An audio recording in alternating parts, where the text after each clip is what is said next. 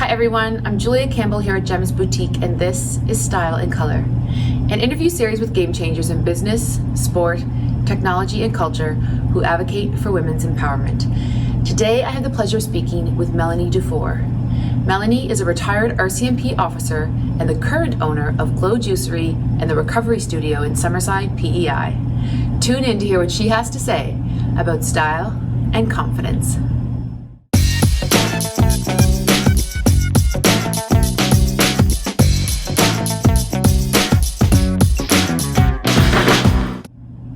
Good morning, Melanie. Good morning. Thanks for joining me. Well, thank you for having me. I really appreciate you coming in, all the way from Tignish. How was your drive? It's a long drive. It is a long drive. Well, it's a long drive because of the school buses, right? Because usually I don't get to shop. Yes. Yeah. So when you're not driving from Tignish to Charlottetown to do an interview here, let us know what you get up to on the regular. Okay, so I start my day very early. I wake up between 4 and 4:30 in the morning. Because Okay. it's the only time, well, my brain works best early in the morning. Me and too. it's the only Me too. time that texts are not coming in, messages are not Yes, coming and in, you right? can have that quiet. Exactly. And yeah, I don't know, I feel calm. And so I do my celery juice first thing in the morning. Is that every morning? Every morning. Yeah, Good for religiously. you. Yeah. Right. Yeah.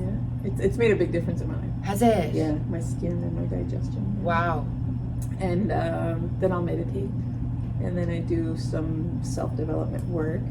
Because I find that I know that when I focus on me and work on me first and just, clear whatever I need to clear, right? Then For the rest, yes. yeah. Totally. Yeah, and then I'll work on the business and, whatever I need to catch up on because I'm still new to business, so, And tell us about the business. Well, first we have Glow Juicery. Yes. Glow Juicery PEI is a franchise. And now I have my baby, the Recovery Studio. Yes. I was in to visit a couple weeks ago for my first time, and we'll kind of get into that because it's just an amazing concept, and there's nothing else like it here. Yeah. Yeah. So are you there? You're there most days of the week, Yeah. right? Yeah. So I was short one staff. My right-hand woman, she's been gone for a little bit. She's taking care of her husband. He's been sick. So, I always knew the value of her, but then you're like, oh my God. Sure. Sweet Jesus. So I've been wearing many hats lately, but it's been great though. Like now that it's kind of almost over, I'm like, oh, okay. Right. The best lessons are learned Whenever you have to Right? do yes, totally. You They can't are. plan. You can't They are. plan for that. Yeah. So tell us how the Recovery Studio kind of came to be, what it includes, deprivation tank. I'm like, I'll talk about that. So the Recovery Studio is a lemonade. Right. Love So it. I came across a lot of lemons. Lemons seem to be in season. So I used to be RCMP, and I had the most amazing career. I really did. I absolutely did. Out of everybody I know I had the best career. Right. Love it. But it came at a high price. I was exposed to a lot of things. I spent most of my career up north in the Northwest Territories. I was on the relief unit, so I traveled everywhere. And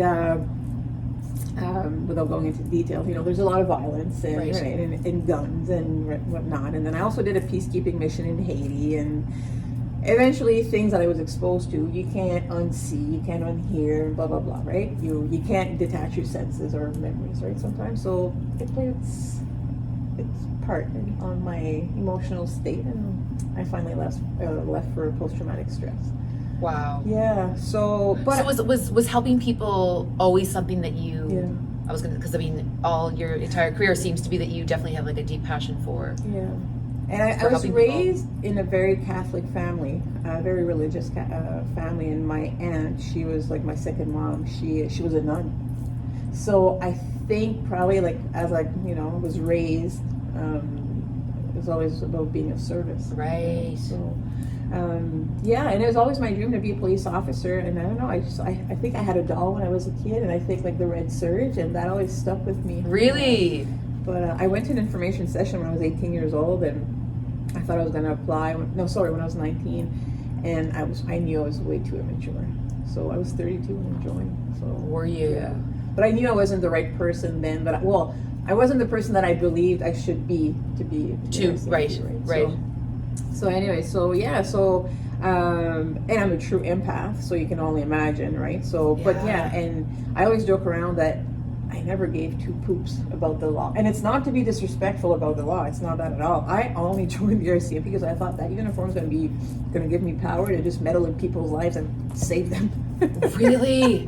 I mean, I'm sure you're not alone though, in, you know, like, because there's very few other, I mean, there's many positions that can help people, but like that is one of the highest ways to be able to assist community, people's lives. I mean, it's has a massive impact. You know, I had a great relationship with everybody, like people that called for help and needed help, and even like in the criminals, because everybody's got a story, and deep down, everybody wants to be loved and appreciated, right? So, and I held on to that, so I connect with some of the criminals, and the stories I've heard from people, like it was just like, you know, they just became a product of their environment, right? But then, so then you get, you know, you connect, and you know, you want to help them. And then you end up helping them. And then you know. But so the whole kind of, so to kind of loop the circle around, you were struggling with PTSD, and you ended up going to a studio in, was it Edmonton, or is that kind of where you first? I first floated in 2014, I think it was, and I was we had a really busy month and just too much, and then so I was given time off to just go deflate a little bit, and I was looking for a massage therapist, and then I came across Float Wellness, and I'd done a little bit of research about float tanks before. It was the Float Shack, I think it was called, in BC, and then so I tried it, and it was amazing. It was absolutely amazing, but you have to keep in mind my stress level was up there, right? Like just truly up there. And then when I got in the tank, when I closed the lid, it was like the first time in years that it felt that I didn't have to watch my back, right? That I could just completely, right? And then it was like the most euphoric experience for me. Because I'd started meditating back then, but that just took me to the next level. It was epic. I was actually talking about it last night, and I said, because you say it was the first time that you felt like you didn't have to check over your shoulder, certainly with your line of work. I explained it last night as like you're in your own little cocoon, and whatever happens in there, happens, things come up, but like I certainly felt very safe. So I'm sure that's part of the element as well of it. Is that your mind is able to relax. And it's also known as a sensory deprivation tank, yes. Right? So, because I mean, we hear things all the time, we see things all the time, and that's how we gather information, right? Yes, totally. So, and especially as a police officer, that's what you're trained. You're trained to use your senses to just gather as much information as you can. So when you go in there, and if the music is off, and once the light is off, and the water's just body temperature, like you just, you relax, you hear yourself breathe, and then you just realize, oh my God, I'm floating. Yeah. Right? And the water's actually warm too. I was like a little nervous to get in because after like you rinse off, I thought maybe it would see. I was like, oh, my body's warm. Because when I got in, it was a lovely temperature. Yeah, no, it is. As you say, it's a very, very euphoric. I absolutely loved it too. What does style mean to you? Well, style now it means freedom of expression, really, that I'm learning, because style is kind of a new thing for me now, because keep in mind, you're in uniform. Yes. I wore a uniform for 10 years. Like, it wasn't too bad when I was on PI the first 3 years, but when I went up north, because I was on the relief unit, I couldn't travel with the lot, so I wore my uniform everywhere. Right. And I had my workout clothes, so it was uniform, Lululemon. That's it. And do you find now, like, how does your style relate to your confidence? I'm assuming that it did as well whenever you were in uniform. Like, because when we look at people, when I look at somebody in uniform, I have a sense of confidence about them. Yeah. Every time I put that uniform on, it was just like it was a different role, right? So yes, totally. I'm owning this now, right? But I struggled after I left because I didn't have a style. Right. I'm like, what am I going to wear? Like, do I wear business clothes? I didn't have the confidence. I just didn't. Like, I'd see clothes and I'd see like girls like you wearing all this. I'd be like, oh my God, I wish I could wear this. But I'm like, why not? Right. Why the heck not? Right? Why not? To everybody listening. Why not? No, like really though. It's true. And that mind shift and that. Well, it's going to reflect your self-image too. Yes, right? Because, totally. Like if you, it all depends on what you think of yourself. In my mind, I have a weird body. I have a really long torso, really short legs. But people are like, well, you're so tall. I'm not that tall, first of all. But I'm weirdly made. Like, my legs are short. Their pants are always long, and then like I'll buy shirts, but then you know. It's so interesting though, because you say that. I mean, it's because I'm like, everybody's weirdly made, and it's so amazing though that the people who we see, or the bodies that we see, that we feel, and society ends up, you know, making us feel that we're supposed to be like, are like a micro percentage of what's actual reality. Yeah. Like nobody actually looks like that, or you know, whenever or however we decided that this was a figure or a shape, and that we were supposed to, I mean, nobody. Yeah. So yeah, like embracing the weirdness. Yeah. Because we all have it. Yeah. And then I remember like I would never wear jeans, and especially not skinny tight jeans. Right. No. And then I bought my very first pair last year, and I wore them, and I was uncomfortable like the first day. Were you? Oh yeah, it took me a couple weeks, but then it's all I wear now. Right. Love them. It's your new uniform. It's my like skinny jeans. What do you see with women's empowerment in the industries that you've been a part of?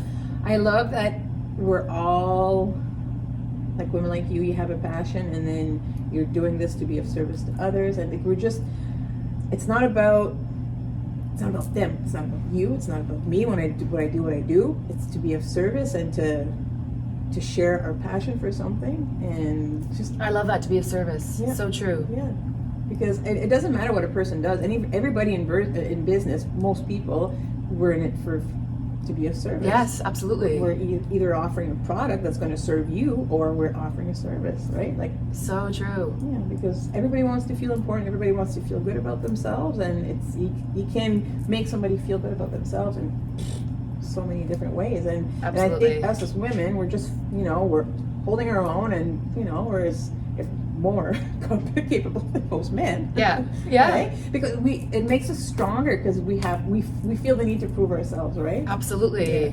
So, but now I'm like, no, I'm not even gonna work hard to prove myself. Like, I know what I bring to the table. Exactly. Watch me eat alone. Hey, I love that. Icons or heroes? J-Lo. Oh, J-Lo. you wrote that answer, and I was like, yes. I'm so happy we can talk about J-Lo, And especially in light of the comments that were just being. I mean, yes, it's absolutely. Yes. Like the first article I saw, I guess immediately after the show, I guess there was some, you know, talk or social media was speaking. And the first article I saw, I was like, oh my gosh, are you kidding me? And then it was just this like mass of people coming at that, being like, no. Yeah. Slow down. Yeah. Well, those opinions, I mean, opinions are free, right? So Yes, they are. You can They see are. the value in them. So, but no, I mean, I've never been one to really look up to anybody, or you know, never a guru or Like mentor, or like yeah. But her, Or I like a mean, guru. she's a true entertainer. She does it all. is. She does it all, and she is a very smart businesswoman. She is. She offers a service. She offers entertainment. Yes. Right? She's gorgeous. And she ages so well. Oh my gosh! I mean, she's 50 years old. She was up there performing, like, just. I mean, she could have been in Cirque du Soleil. Yeah. She did her own Cirque du Soleil. The J-Lo Cirque. I mean, it was, yeah. I love that's one of your icons. And lastly, what do you love about yourself? My persistence. Yeah, I have this ability to just, the poop is going to hit the fan, and you know, I'll feel it, you know, I'll cry it out, and then I'll stomp, I'll throw the F-bomb, and I'll be like, all right, well, okay, well, that's that.